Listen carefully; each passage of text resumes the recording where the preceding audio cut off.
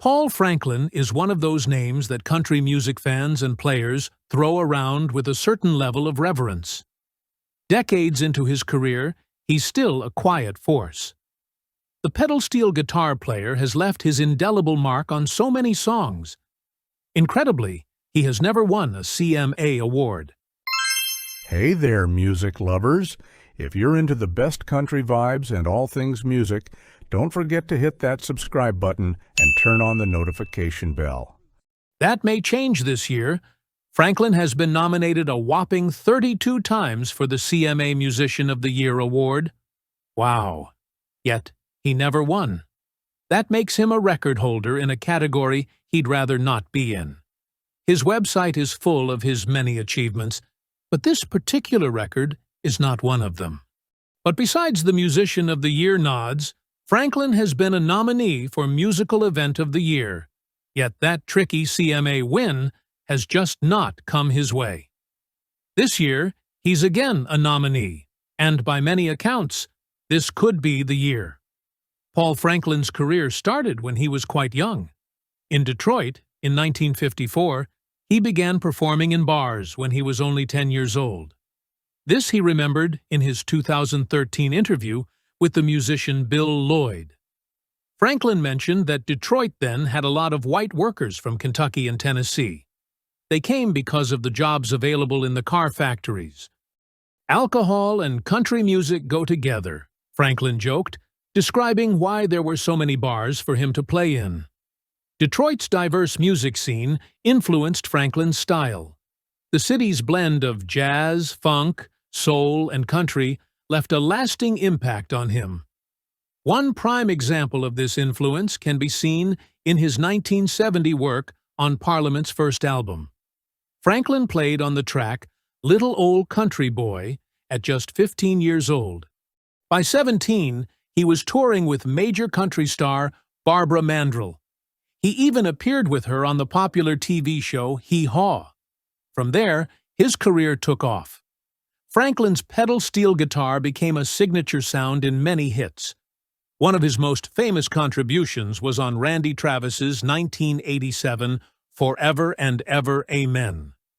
The song featured a unique instrument called the pedabro, innovated by Franklin's father. That became a hallmark of Franklin's style. By the late 1980s, Franklin's schedule was chock full. He was booking 3 recording sessions a day. His talent was in high demand. No other musician adapts to a particular style of music with such ease as Paul Franklin.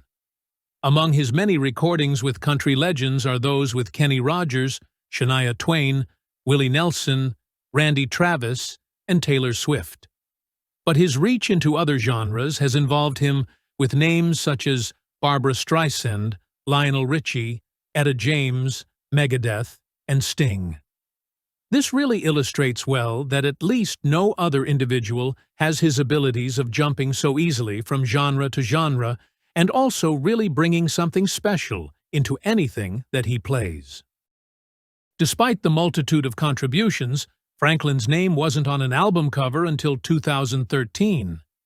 That year he teamed up with Vince Gill on an album entitled Bakersfield. It was a tribute to the classic country sound of Bakersfield, California.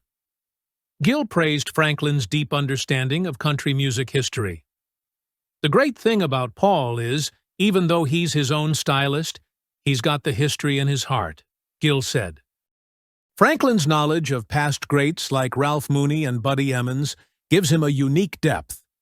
This understanding enriches his playing and sets him apart from others.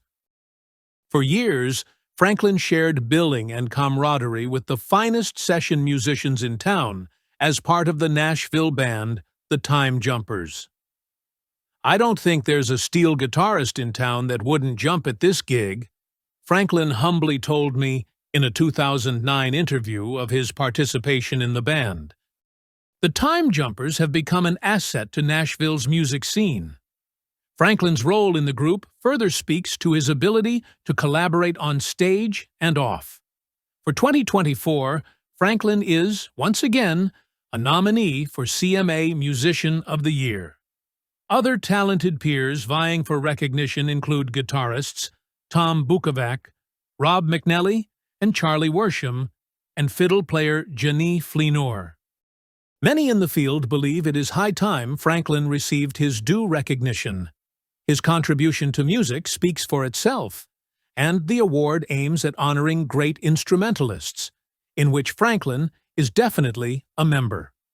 Franklin's would be more than a milestone in his career, but rather bring into the spotlight a normally underappreciated, unrecognized role of session musicians, unsung heroes who get music to life.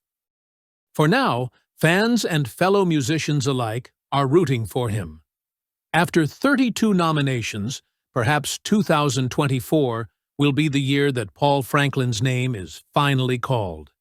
And if it does, then that will be something to see not just for Franklin, but for anyone who loves music.